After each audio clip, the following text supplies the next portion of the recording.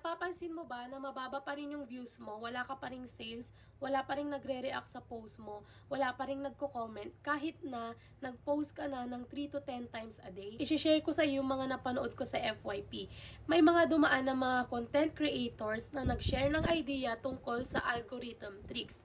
Kapag mababa yung mga views mo, hindi ibig sabihin nun ay shadow ban ka na. Ang ibig sabihin nun ay shadow tag ka. Ano ba yon? China-challenge ka ni TikTok o algorithm kung magpo-post ka pa rin kahit na mababa yung views mo. Kaya anong dapat mong gawin? Huwag na huwag kang titigil sa pagpo-post. Maging consistent ka at lagyan mo ng value yung mga ginagawa mong contents. And then, pumunta ka sa FYP mo bago ka mag-post. Manood ka ng 5 to 10 videos, patapusin mo yung videos bago ka mag-react, bago ka mag-comment, bago ka mag-save, at bago ka mag-share. Kapag magko-comment ka, huwag mong lalagyan ng emoji.